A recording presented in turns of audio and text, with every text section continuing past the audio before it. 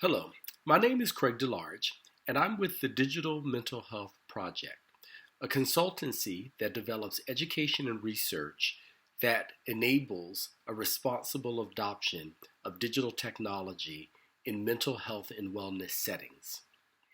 Every day, we hear in the press about how digital technologies, chiefly our mobile phones, are being used in unskillful ways that damage our health.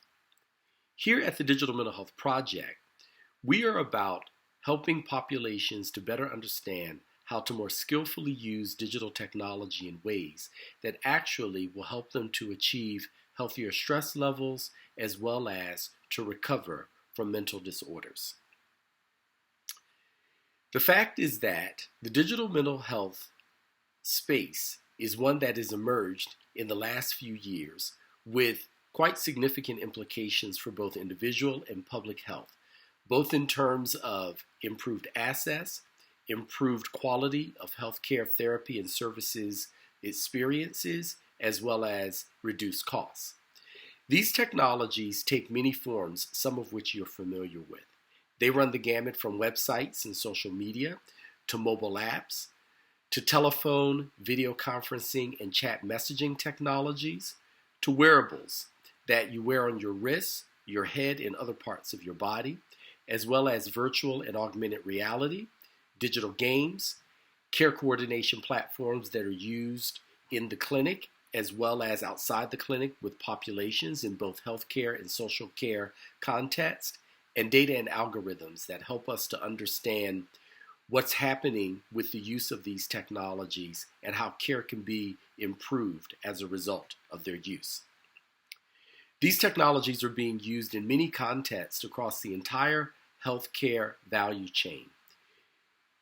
Applications range from health education to social support, diagnosis, therapy delivery, health services delivery and coordination, health monitoring and surveillance, as well as health behavior modification.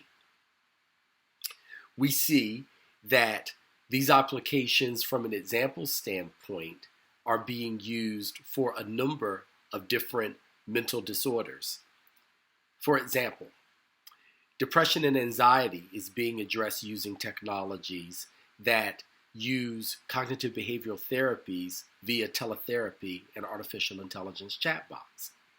When we look at post-traumatic stress disorder and psychosis, we can see how these technologies using exposure therapy are actually addressing these ailments via virtual reality. When we look at psychosis, we can see how it is being addressed again via exposure therapy in virtual reality. Insomnia is being addressed via cognitive behavioral therapy and biometric tracking via teletherapy, mobile apps, and wearable sensors. And ADHD is frankly being addressed via wearable sensors that can read our brain waves to help us in improving the degree to which we are able to attend and focus. The promise of these technologies and their applications are immense, but we need to also be very mindful of their risks.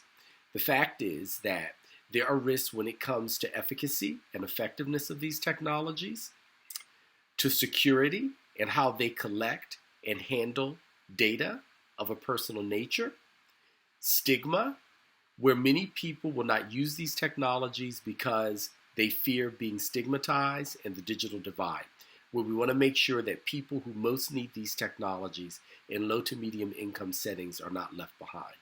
So there's an overview of the digital mental health. I hope you find this helpful. And if you ever want to engage us more about this, we can be found at digitalmentalhealthproject.com. Thank you very much.